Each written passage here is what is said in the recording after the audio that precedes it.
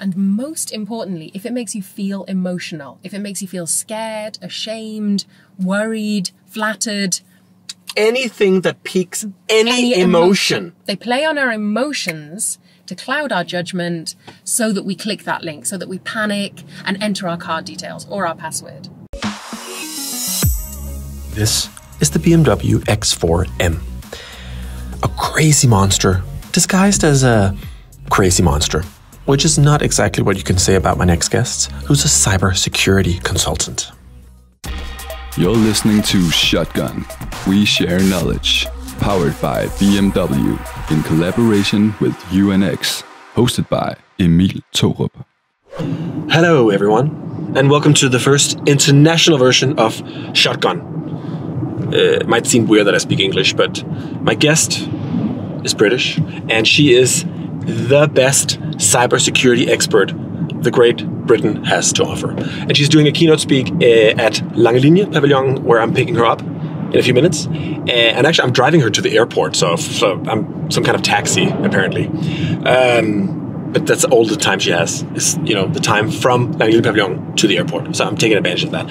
And her topic today, I think, is super relevant for basically anyone who owns a computer or has a phone. Because cyber threats is the next big thing in crime. And I'm very interested in what she has to say, and she's very focused on the human aspect of cybersecurity, not the technological part, which we actually already talked about in Shotgun from a white hat hacker. But this is more like on the personal level, on the human level. What can we do to encourage people and ourselves to actually take it seriously and get it done?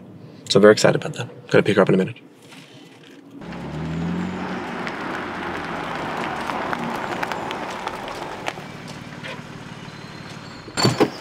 Hello.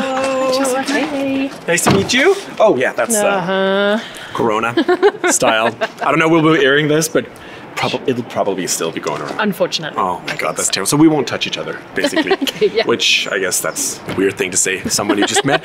I'm so happy you want to join me for a little ride. Thank you. Yeah, thank you. I appreciate it. And also, the reason why you appreciate it is because I will be driving you to the airport. Yes. Everybody knows how expensive, we know. have no more Uber, that's like out. Yes. So you have to take a really very expensive taxi, but also. So I will wait for the invoice. Please. I appreciate. No, we will. What we'll do is I'll take your knowledge and take that out of your brain and put it into my own brain and the people who are listening, watching. I think that's a fair price. Yes, I've got a good deal. And you just did a keynote speech up here. Yeah, for about the Dubex summit about cybersecurity and how we can more positively talk to people about cybersecurity. So people don't get phished. Is that a thing? Yeah. So people don't get switch off and get phished or give away their password or use weak passwords. All of my mother keeps calling me about all the time. Whenever she gets emails, I need to update my NemID, which is our thing we have in Denmark for and I'm like, no, you don't, Kirsten. No, you do not click on that. I think, oh, really? It looks it looks really like the real thing. I'm like, they're getting better. Yes. Right? Oh yeah. They're getting a lot better compared to a few years ago. So no, just don't click, just go to the source. Yes. A couple of years ago, everything was there's terrible grammatics, it's not even real words. But now, even I get confused. Yes. Sometimes. Oh, even security professionals get caught out. I'm so happy about that. Yeah. Get in. Cool. I bought you a coffee as well. Oh, you're so kind.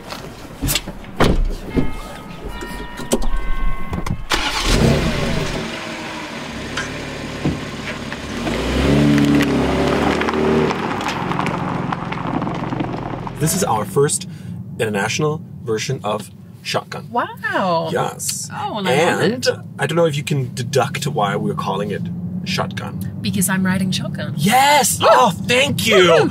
First one to get that right. Oh, for you. People are idiots. Okay, pressure's off. Yeah, done. Well, we have ahead. to just relax now. We don't even need to talk about things. I'm sold. Well, obviously, yeah, from back in the day, like a diligencen, I don't know what that's called in English, but we'd ride around and then the guy sitting there would have a shotgun. Yes, of course. To shoot at Indians and stuff. Yeah, it's not great. It's not a great story, actually. We won't dwell on that. Yeah, let's not dwell on that. That's actually terrible. But you do realize that's your role. Yeah, okay. And now today, obviously, it's more like what music, where are we going? Sure. Yeah. Snacks, exactly. I have no snacks. I know. I've really failed. I'm sorry. I'm sorry about that as well. I should have brought candy. Yes. Or chips. I guess that's French fries in British, right? Well, we have chips as well. We call them chips, are the big version of French fries. Oh, yeah. But chips in Danish is like crisps. Oh, that's called crisps. Crisps. I love how this is now a show about the differences between English and American English and Danish. Sure. And it makes no sense.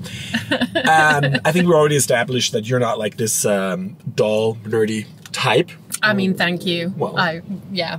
But your, what can you say, your topic is cybersecurity. Sure. And that's what we're talking about today. Yeah. Maybe in a grander scale, in terms of how to nudge people into actually doing the thing that's best for them in the company. But could you just spend like 1 minute telling us like who you are? Yeah. What's your reason to be able to talk about the subject? So yeah, I work in cybersecurity. I have done for about 10 years. My background before that is in sociology, town planning, civic design. Wow. And then that's random. I know, extremely random. And then I was headhunted for a cybersecurity firm, and that was basically my response. Like, that's random. What's cybersecurity? So yeah, is this online? Exactly. Am I online for this? The internet Joe? that I've heard so much about. We want to give you head of cybersecurity. Like, does that mean I have to go online? I mean, yeah, that pretty much that's it. That would pretty much be it. Anyway, so you got headhunted for that, yeah? So yeah, and I thought, well, this is, how can I do that? Cybersecurity is very technical. What's that all about? But they wanted me to apply a human perspective to cybersecurity.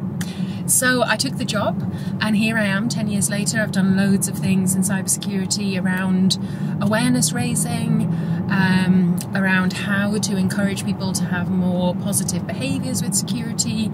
And so for the last few years, I've been running a business that my husband and I founded called Cyberkriminalitet. He's an ethical hacker. He's an ethical hacker? He's an ethical hacker. Is that what's called like white hat? Yes. Is that a thing? Yeah, he's a white hat. Okay. Because I actually interviewed a white hat as well. Cool. Which is an episode you also should watch. I know if you don't know a Danish, maybe doesn't make any sense. And it was it's a super interesting approach, but that's the more nerdy approach. It's the, right? yeah. It's or not nerdy, it's not. I don't think nerd is a technical. bad thing. Oh yeah, right, no, technical. embrace the inner nerd. Yeah. We all should. Love it. But yeah, he's more technical. So he does ethical hacking, and he also has a background in social engineering, which is basically physically breaking into buildings. Yes. So one way or another, he's breaking into our clients with their permission and stealing their information and telling them how he did it. Excellent. And then I do awareness raising. I work on their culture. So he does the attack bit, I do the defend bit, and then we have a small team that works with us. And then you do a lot of keynote speaks as well, I guess, a lot of companies. keynote stuff. Mm-hmm. So you're kind of you're what can you say? You're founded in like the human perspective of security, which, and I'm jumping not to the conclusion, I'm just guessing, is the weakest link. This as of right now. That's what a lot of people would say. That's what I would say. I think. Sure, that's what a lot would say. The way I understand it and the way I try and explain it is, in security, we've focused very much on the technical stuff. Yes. And we have neglected people. But like things. Yeah, we've focused all on technical, all on firewalls, on antivirus, on all of this stuff. And we've kind of left people out to dry a bit. We've left people vulnerable. That is true. So I never like to say people are the weakest link, because it implies blame on the people. I take it back. Whereas we are responsible in the industry. Okay. So my work is all about encouraging companies and people to see what they can do to better engage people, how they can make their practices and their technology more people friendly so people can actually use them. Because security is often kind of made into a burden. It's made difficult for people. Can I come with a little example from my own life where I actually realized how big difference it made when once the security part was humanized. Okay. And that's the face recognition thing. Oh, yeah. Because that's now tied up to all my apps, all my digital footprint. Like everything I do on my phone is just my face now. Sure. Not even the thumb thing, which I thought was a little annoying, but now it's just the face. I literally can do anything. And for me to accept that as a password have taken a long time, because I'm used to being like, oh, big capital X, little c with a cross, and then maybe a dot, or like, I don't even know the words in English for the slash, backslash, you know, all that asterisk, whatever. And, you know, all of a sudden that was just nullified. That's just void. Like that didn't matter anymore. Now the face, and apparently that's even a better a password than anything else in the world. Yeah, well, this is it. Passwords have been a problem for a very long time. Passwords are a great example of things that are often a burden for people because we have so many different things we need passwords for or authentication for. And this means people generally use passwords that are not very secure and they use the same password all over the place, which is the worst thing you can do. So I have a two-step now on my Instagram and say all that stuff, and email. Brilliant. And thing. So I'm getting there. That's great. That's really, really important. I did not have that 6 months ago. But you do now. Yes. Well. So that's the main thing. So yeah, anything where we can make security easier to use and easier to understand, that's what I'm all about. Okay, so let's move on to, I think, the first kind of topic, but our first touch point. What is the actual problem? I mean, I guess you're solving something, but I guess that you should also have a problem, we're responding to the problem. Yes, and what is that? Is that real? Yeah, I'm afraid so. Okay. It is real. So cybersecurity, we've been able to see, even just from the headlines in the news, the last few years, how much the problem of cybercrime has grown. And it's not just cybercrime, but also the fact that so much of our data is connected. So much of our data is online. Yes. This is brilliant in so many ways. It helps us connect, it helps us work, it helps us with our personal life. It enhances our lives so much. But there's a of backside. Course, yeah, it brings vulnerabilities. And when it comes to issues often with organizations or in our personal lives, what we're seeing is more and more criminals taking advantage of these vulnerabilities online. And this is either by hacking companies or by socially engineering their way in. Which, as hacking, is the classical, more like breaking codes, Exactly. like stuff, where social engineering would be getting someone to do something. Yes. Because you're kind of convincing them that you're someone you're not. Exactly. Ish. Yeah, exactly. Right? It's manipulating people to give away information or access to information or money by posing as someone or a company that they trust. Sorry, I have to drive like a crazy person all the time. That's called phishing, right? Yeah. Ish, so, or yeah. I keep hearing this word. So phishing is what we used to see more, which is those general, like, blanket, often emails that they used to be kind of like, oh, I'm a foreign prince and I want to give you all my money. The Nigerian scheme? Yeah, exactly. I just say that, but yeah. I just need you to give me like this small amount of money and then I'll give you millions. Yes. So that's phishing. That was very generalized. Okay. And we got used to that. So even my mother knows not to like email back to the Nigerian prince. Exactly. We have all learned what that is. Okay. So what happens then is, of course, cyber criminals up the ante. So they now do what we call spear phishing, which is they target the phishing. So they will use your name. It'll be an email or a text message that looks like it comes from your boss or your friend or your bank. So it's targeted. It uses branding. They will use an email address or a web address that looks very similar to the legitimate one. So it's sneaky. It's much more Netflix. Exactly. Update your payment on Netflix.com. Exactly. Yeah. And you're like, oh, is that a thing? Yeah. Facebook. Facebook. It's so funny. Exactly. Instagram.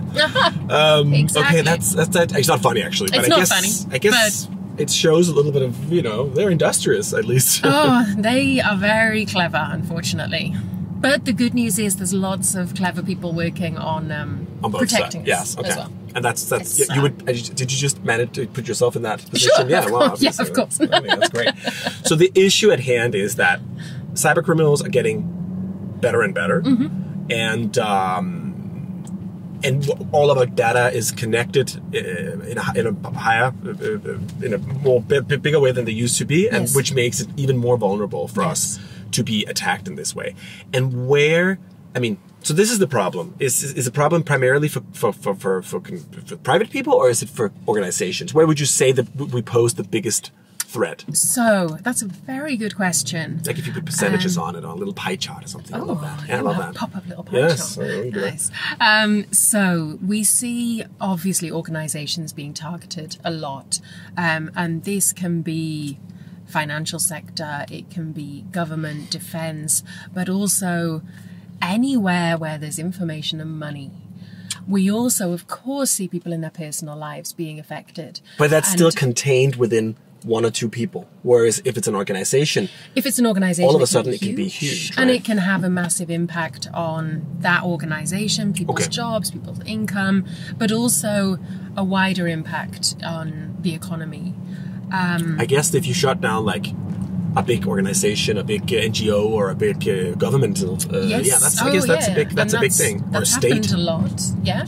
And an important point to understand is I talked about it being targeted, but we also see a lot of cybercrime that is not targeted, and we can all be affected by that. What does that mean, not targeted? So for example, a couple of years ago, there was a big attack called WannaCry.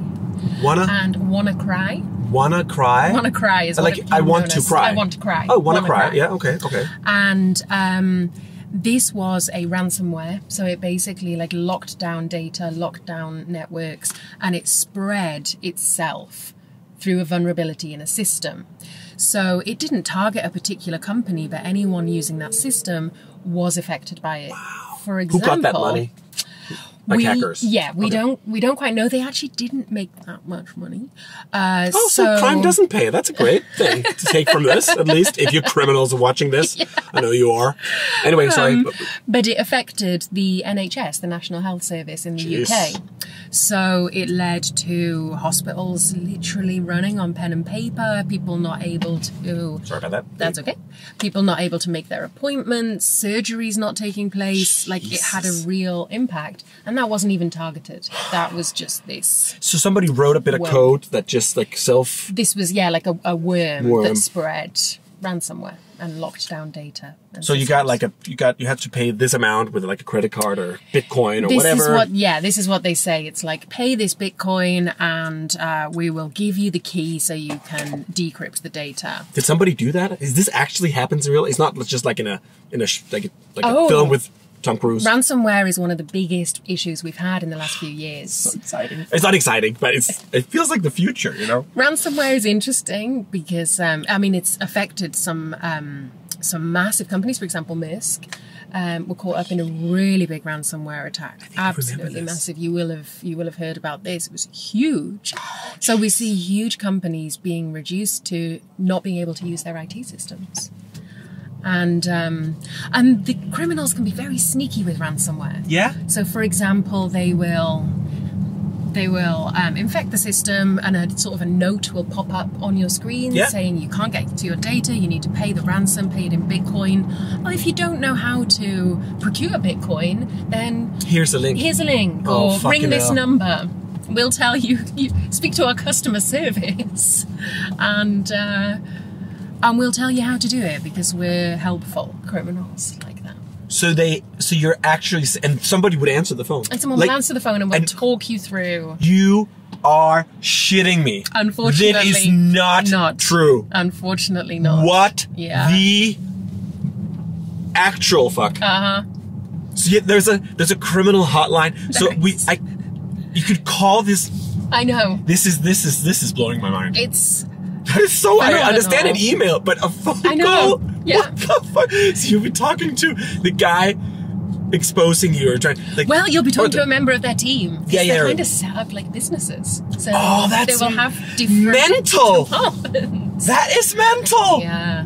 This stuff is really has taken on a whole new level. That blows my mind. I will say that is crazy. Yeah.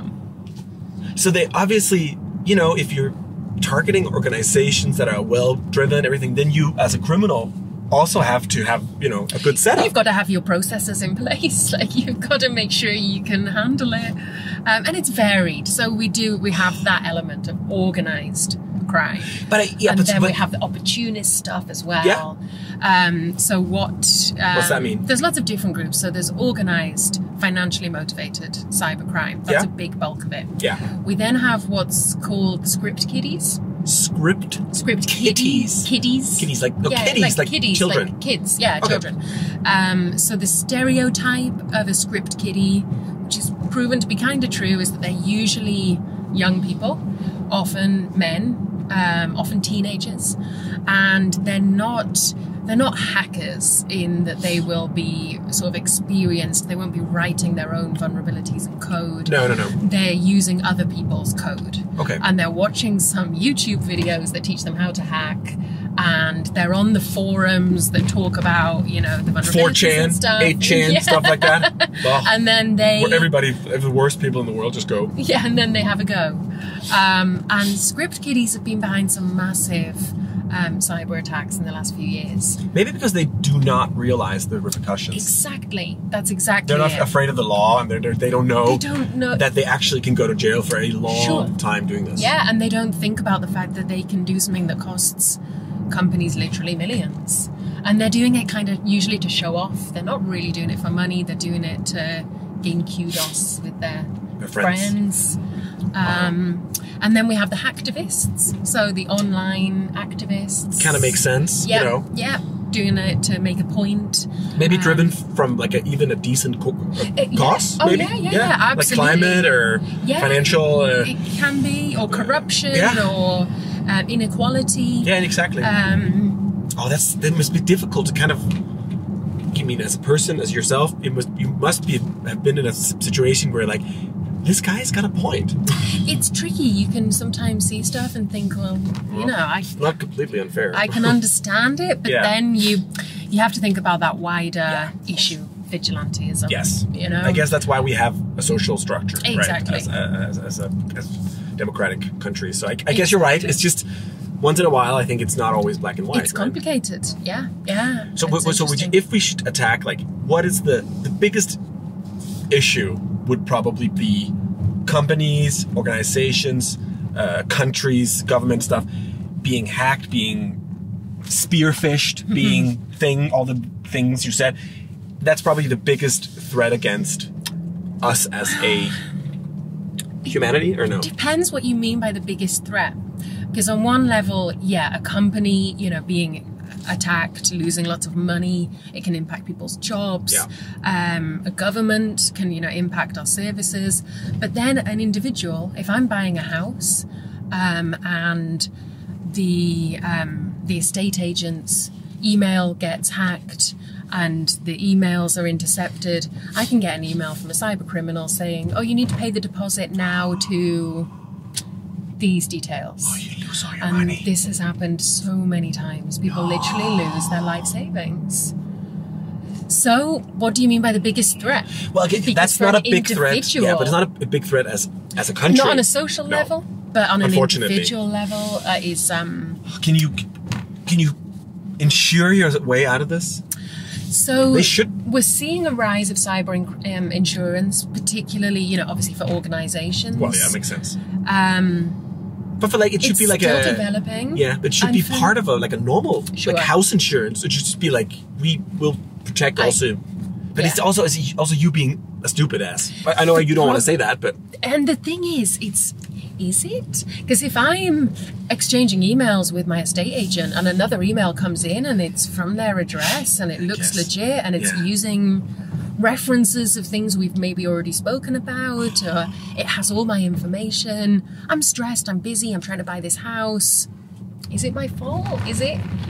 Should I be blamed? Do I have to lose my whole savings? But who will be the judge on that? I know. Because what if you exploit that system? It's like, oh, I didn't realize that was the same. I mean, it would be such a... I'm just saying, there's a lot of weak points at that, level. Yeah, it's very Not that that's not what we're talking about. It's just... But we are talking about it as a general thing. And I think that's going to be an important conversation that we'll have at some point. Yes. Let me just think, okay, so let's say this is the issue. We have the problem. What is the solution? That's obviously even more interesting, because I suppose you at least have an idea. Yeah. So there's lots of different ways we can approach it. One thing is with our technology. Okay. We need to be building security in from the start. Often technology is being developed and put on the market in one way or another with vulnerabilities. Okay. To some extent, that's That's always going to be the case, but we need to do much more to make sure. So software, we're talking about software and designers. Hardware. Okay. You know, things like we've got all these Internet of Things devices now, cameras that we have in our homes, True. and things like that. That are easily hacked, obviously, because it's like an old processor. It's an old. There's no security protocol in your coffee machine, for instance. Yeah, right? and often they require a password, but it'll be using a default password. They all use the same one. Yeah, admin, 1, 2, 3, 4. Exactly. So often, you know, we've seen many cases of those being compromised. Okay. And they can then be used in other cyber attacks. So it gets complicated. So we need to make sure technology is developed with security in mind. We need to make security as frictionless as possible, so as easy to use as we can. So like face recognition or thumb, all like that stuff. That's yeah. like, oh, thank God you can put that. I feel like I use apps more that have that built in, so I don't have to use my password all the fucking time. I mean, that's a great example. Consumers driving security. Yes. So us asking for better security, us engaging with products that give us a greater level of security. That's brilliant, because then manufacturers will prioritize security more. Okay, so we have technology, software, and hardware, obviously, and this can be driven by consumers. Like they can kind of drive that. That makes sense. Yeah. But that's on such a large scale. Sure. It's hard. So that's one part of the solution. What is the other elements in that solution? So as individuals, there's some quite straightforward stuff we can do to be better protected. You touched on one of them before, so two-factor authentication. Obviously, yes. So, you know, password management is really important. Yeah. So if you're using lots of passwords, got lots of different accounts, then look at having a password manager. That's what is that? I use. So a password manager is basically a vault for your passwords. Oh, could it be on my phone? Yep. With my face? You can use your face to log into it. I love my face. Yeah. I make money off of this face. Not for much long, as you can tell, but we're just trying to keep it together, all those, you know. You're doing very well. Oh, thank you so much. You're doing very well. Pushing 40, what can I say? Anyway, because I always thought the vault was a problem because it's like all your passwords in one place. That seems unsecure. So people worry about that. The first thing to know is with security online, it's the same as security in the real world. Okay. It can never be 100%, right? Obviously. There's always risk in everything we do. Yeah. There's risk in standing still and doing nothing. Of course, you're right. So with a password manager, if you use one that is reputable, you know, and has been tested, there's lots of them on the marketplace, and so you buy one like an app store or whatever. Usually their business model is that they will charge enterprises, but they will provide it for individuals for free. Oh God, I love these people. Great, right? Software developers are the nicest, like freeware, the whole thing, you know. Oh, it's so nice. So a password manager, it's what I use. We use one in our company. So that would be on your it can be on local your phone, because then it doesn't go to like a cloud or something. You can have both. Okay. So you can have one that is local. You can have one that is cloud-based. So you pick which one is best for you. And the way I look at it in terms of risk is the password management companies, like this is their bread and butter. Good point. They spend a lot of time, a lot what of money. Else they are do they a lot money? of testing. I mean, that is the thing. If they get breached, their business is they're over. Fucked. Yeah, good point. You say over, I say fucked. We're on the same level though. It means the That's same a good thing. point. That's a good point actually. Very good point. So I think that's much better. I mean, it is much better than reusing weak passwords all over the place, which is what's happening. But so does that? I mean, I'm totally on the ground level now. But does that mean every time I need to log in somewhere, I need to open my thing and then see the actual password and then press that in? No. So, great question. I'm really glad you asked that. The password managers, they're usually very clever. The way they're synced up, when you go on a device that has your password manager in it, it will automatically load the password. That is great! I did not know this. Isn't it great? No, I will do that. It will also generate passwords for you. I don't want to know the password. I don't know my passwords. I know one password. Oh, that's great! I know the password for my password manager. And it's a good one. Make that a good one. And then... Because you'll never use it because it'll just use your face. Yeah, exactly. And then... that is great. The other great thing about password managers, and I'm not on commission, by the way, we don't have a password manager. No, we're not going to say any particular brand name. We'll no. just leave it up to people to find a reputable one. But the other great thing is, obviously there's been lots of breaches. For example, like LinkedIn, Yahoo, these other big places where they were breached and people's usernames and passwords were stolen. If that happens, the password manager will let you know. So say, it happened to me actually like a year or two ago. Really? I had my FitnessPal account. They were breached, and my password manager notified me, "Hey Jess, my FitnessPal have been breached. You're gonna want to change your password." But they can't do it for you. They don't do it for you, yet. but they tell you. Yeah, okay. Before it hit the news, before it was even on Twitter, my password manager told me to change my password. Is that because they could see that because they've got it weird behavior? synced up. Yeah, and if they have like 10,000 accounts and all of them logged in at the same time, or something changed, they can be like, "Oh, something happened." So they send it out and they let everyone know. Smart. They're clever. So things like this, using the technology that's available to help us be more secure. I'll get that password thing because you know what? I reset whenever I have to log into my web, I have like 50 web domains, and whenever I have to log into the control panel of that, yes. I cannot remember my password. I reset it all the time, which means I have to go into and I hate that. Yes. It's getting ridiculous now. Yeah. I just literally did it yesterday, and I cannot reuse the same password, Of and I course. run dry. Yeah.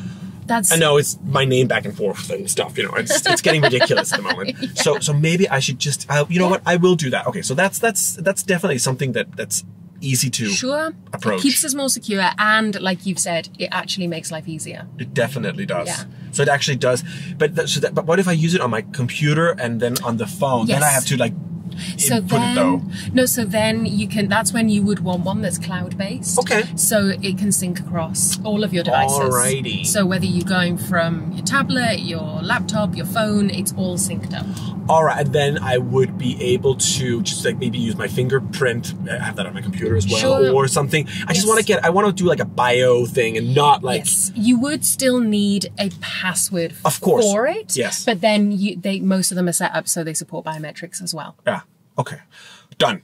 So we have the companies, we have the back end kind of where's the technology, we have the hardware. They should do something. We on a personal level could try not to use the same password, use a password vault. Yeah, password manager. Yes. Well, that's a good thing. But is there anything behavioral that's because that's actually your ball game? Yeah. What's the? I know you're doing a lot about this positive way of communicating to people, how they should try to highlight a couple of things that you think this makes sense. Yeah, so I work a lot with organizations on what they can do to be more engaging with security. Okay. And one of the big things for me is about being more positive. Security is always traditionally very negative. True. Which very is frightening campaigns. It's frightening. Right? Yeah, it focuses heavily on the threat, and of course we have to talk about the threat. That's what we're dealing with. But what's really important from my point of view is talking about the solutions and helping people understand the solutions, helping them understand why they work, helping them in using them, making people feel empowered. Okay. Because at the minute, I think a lot of people feel confused with security. They don't know what they can do. And a lot of people kind of feel like, I'm not technical, I can't do it, oh, it's too much. I'm just going to carry on doing whatever I was doing. So I'm very big on empowering people, on helping people feel confident, on giving them the skills and the knowledge and the confidence to be more secure online. Okay. So building people's confidence up makes sense. That does definitely make sense. But how? Okay. In like practicality, or how, if I had a company, if I was a leader of some, how would you go about doing that if you're not technical yourself? Yeah. That's the problem. I mean, I have a CEO in my company. He's really not very technical, and he keeps that's like a thing he says, I'm not very technical, and which is fine. But it's just, how can we convey that message if we don't know what we're talking about? Sure. So obviously you want people, when you're creating your messaging around cybersecurity, you of course need people who can give you that technical knowledge, people who understand what the risk is and what to do and why mitigations are good. But you also really need to shape the messaging in a way that is engaging for people. Okay. So, and there's lots of things you can do in an organization. For example, one thing that I find really successful is having cybersecurity champion programs. What does that mean, champion? So basically, if you think about an organization, often we will have like health and safety reps or fire wardens. Yeah, that's a good point. And so we have the same for cybersecurity. people who like are HR, not, you just need like another division. Not a division in itself. Not like a representative. Yeah, a representative, perfect. A representative in the different teams that can talk about security, can translate messages for people. If there's an incident, they can provide the contact to the security team.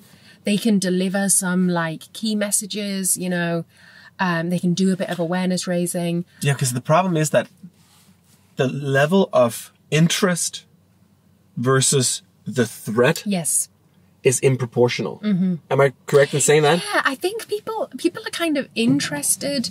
It's more the level of engagement and also the level understanding. Also the level of investment. Yes. Yeah. I mean, the people I don't want to pay €8 per month for this password thing. Sure. They're that makes no sense. Yeah. Compared to how big the threat is and how big a difference that app or that thing would make for that company, right? I mean, there's kind of a disproportion there, I feel. Yeah, I mean, absolutely in terms of investment, but also kind of investment of time. And people, unless security is your day job, you've got other stuff to do. Yeah, well, obviously. Busy. You're trying to deal with all this other stuff in your life, and security can feel like another thing to do. And people will often think, "Oh, I'll do that tomorrow." Yes. Until the worst happens. Yes. Mm-hmm. Oh shit! This is whenever I have these conversations about this thing, I feel, as you just said, I'll do this tomorrow. But do you realize? I think we all use the same 6-digit password for all of our mail accounts in my company, for instance. Okay. Yeah. Just maybe want to change that. It's the sort of thing that if you do it today, it takes a little bit of time. Yeah, you have to do it, but it takes a lot less time and a lot less money than if you get breached and then you have to try and recover. You're right about this, but maybe when we say, "Oh, this is a new threat," or that now there's an extra layer, another thing we have to do, maybe we should also talk about the fact that this same digitization and technology has also taken a lot of jobs, a lot of work off of our hands. Uh-huh. So, there might be a new thing here with the security, but think about all the positive sides the technology had that I think we maybe tend to forget. We want all the advantages, but we do not want to give the small disadvantage that is to maybe up the cybersecurity compared to the crazy amount of help it's given us. And so quickly as well. I mean, it's been incredible, the pace of change in technology. Right. So quick that actually we haven't really been able to take stock of that, which I think is why security is still a bit behind, because we've raced ahead, and that's great with all of the things we can do. Solutions, all the positive stuff, progress, of course. Brilliant. Yeah, makes sense. But we just need to be okay, let's just take a second to get the security in place, and then we can keep enjoying it. It feels like we're building an amazing house, a palace that is beautiful and perfect. It has all that stuff, and we just put a shitty little, not even a lock, but those little hinges, that you have in shitty bathrooms that you could, if you actually do this, then it just pops up. Yeah, that kind of lock in the front door. And we're thinking, we'll sort it out. Yeah, and you still sleep tight during the night. Why you wouldn't do that in a house? It's. Sure. But it's funny. I actually find often people will kind of worry about security. Yeah. They will be aware. But they just don't do anything about it. But they're it feels too much. It feels complicated. I don't know what to do. I don't know what the right thing to do is. Like you said about the password manager. People will feel I know what I'm doing with passwords right now isn't right, but what about the risks of a password manager? And people will worry about that, and then it will be paralyzing. Okay. All right. So let's spend the last couple of minutes before I have to drive you off. We're almost at the airport. Kind of maybe exactly like you said, making people at ease of what they should do. Let me rephrase that. Sure. What are the 2, 3, 4? What are the things that you as a person can do to greatly reduce your risk? Yeah. It could be either personal, it could be at a company level. What you get totally to decide, because you've seen it from the inside. What would make the biggest difference with the smallest amount of investment of time and money, because that's what everybody wants to hear, right? Yes. Like if I can do 80% with a 5% investment, done. Oh, and easily you can. This is the good news. Oh, that's just great. Particularly on an individual level. Okay. Right? We're talking about me as a private person in terms of... Yeah, me as an individual. Okay. The good news is that there are a few behaviors you can put in place that will protect you from like 98% of the threat. Really? Yeah, having good passwords, having unique passwords. Okay, that's number one. Password Manager helps with. Unique passwords for each thing, and then make a cloud-based password manager if you're using more than one device, as most people do. They have the iPads and blah, blah, blah. I will get that in place. I will do that today. Brilliant. Tonight I will do that. And then I'll have it change all my passwords to the things I don't know. And that's perfect. That is a fantastic step. Next one, you're already doing it. Two-factor authentication or multi-factor authentication. Two-factor authentication, which you can do on Instagram, Facebook, on some mail accounts. Not all mail accounts. Yeah, but most of them. Yeah. And this means if your password is breached, that it's so much harder for criminals to get into your account because you have this two-step setup. You have to have, both their iPhone and their password. They have to have a physical device as well, right? Yes, exactly. Okay. So that really helps a lot to secure your accounts. And be careful of the links you click on. Be careful of these spear phishing emails. If an email comes in, or a text message, or something on social media, or WhatsApp, and it's asking you to click a link, download an attachment, give over information, if you're not expecting it, and most importantly, if it makes you feel emotional, if it makes you feel scared, ashamed, worried, flattered, anything that piques any emotion. They play on our emotions to cloud our judgment so that we click that link, so that we panic and enter our card details or our password. So watch out. But clicking it in itself, is that dangerous? It depends. Annoying answer, but it depends. Sometimes they're getting us to click a link, to go to a page. Because just going to a page, what can that do? You can be sometimes clicking the link or downloading an attachment that is infected with malware. I would never download and execute a file, for instance. Yeah. So be very careful. Basically, if in doubt, just don't click it. If it's from your bank or a friend or your boss, pick up the phone and ring them on a number that you trust. Don't use a number that's in the message or the email, and just say, hey, I've got this email. Is it legit? So actually, my mother is not stupid for calling me whatever she gets. Your mother is practicing perfect. Okay, well, she'll be tell happy. Her. Yeah. She'll happy to hear that, actually, I think. Gold star. Very good. So actually just doing, and that's also kind of like a two-factor authentication, a manual two-factor. Yeah, exactly. Just calling the phone. Yeah. I'm going to run this very yellow light. I'm sorry about this, people. Actually calling the person who supposedly emailed you or the bank or something. But I guess you also said something, I think that's pretty nice. If you get an email with a clickable link and you're like, oh, is this from, you could always just go to the website on your own. Yeah. And go, it'll take 30 more seconds. Oh, yeah, exactly. So if it's, common ones are it'll look like it's coming from Facebook or Twitter or Gmail or whatever, saying, oh, you need to change your password. Don't click on the link. Just open up a new tab and go to Facebook or whatever it is, log in, and if you have to do something, it'll let you know. And you cannot hack that. That would be almost impossible. Yeah, going to the legitimate That would be crazy, right? And that's, that's another ball game, at least, right? Exactly. If they hacked Facebook, that would be quite impressive, actually. But so that's the thing. That's the thing. Those are you're saying if I enforce these three things, do these things, that will help so much. And a final note I would just add is keep your devices and stuff up to date.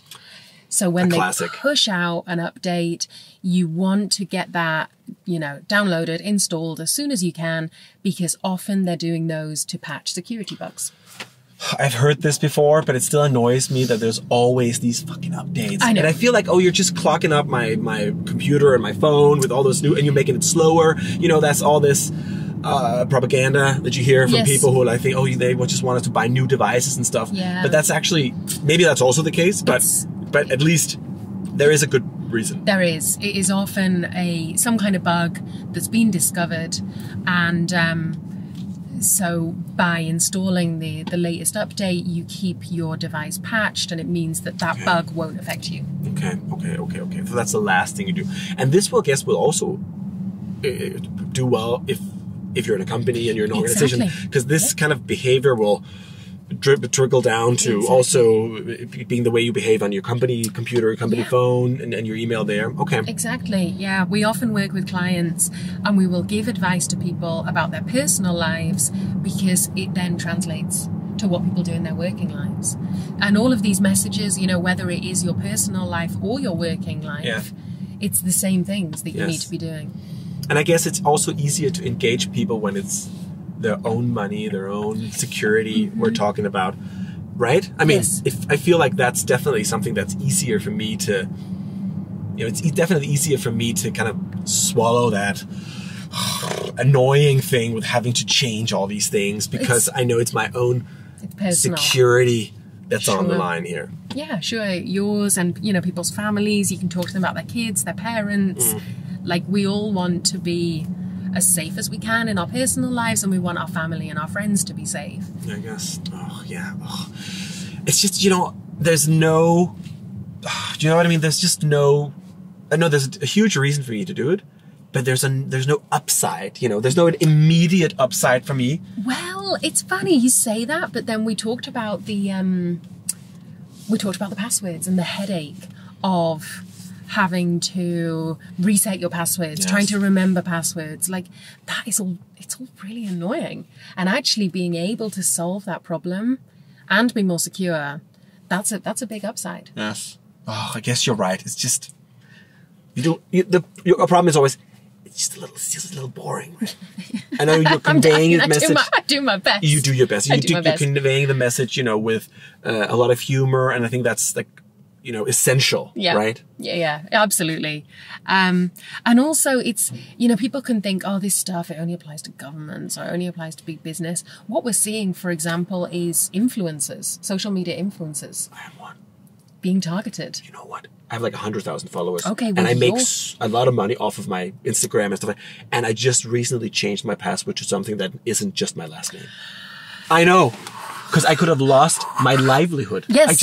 And I did. And it's happened to people. It's happened to people. So I've just finished a book, and one chapter is all about security and how it applies to industries that we wouldn't necessarily think about. So I did a lot of research onto what's happening with social media influencers, and you all are a target. So I am really I have two-factor. Yes. I have a password like, I have no idea what it is. Brilliant. And also the email that I used to restore it, I also changed that password to a very hard one. Okay, this is good. Do I get a gold star as well? This is good. You do, gold star. We are at the airport. Cool.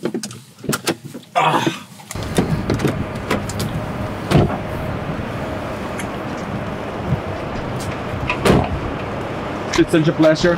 Thank you Again, so much. the Corona knuckles. Corona knuckles. Hopefully, I mean, we can solve that as well. It's been a great pleasure. Thank you so much. I think it's a super, super interesting subject. And I'll go do that thing. Yes, do it. I'll tell Nikolai about it in the car. He'll do the same. Yes, right? you better. Yeah. Yeah, be secure.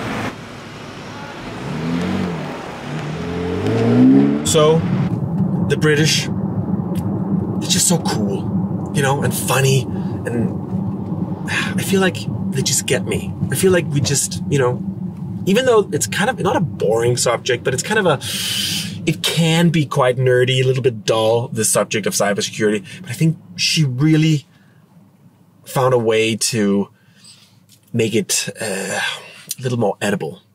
And I am going to do one of those things, she said. I know there's a lot of things you can do to improve your personal cybersecurity, but I'm going to do that one thing with the password vault, where you kind of gather all your passwords in one. I think that's a brilliant idea. I did not know that it actually worked together with all the other apps and all the other websites and stuff, so you don't have to actually physically input the password every time. I think that's good news. So I'm going to do that one thing, and then change, so I have different passwords for everything.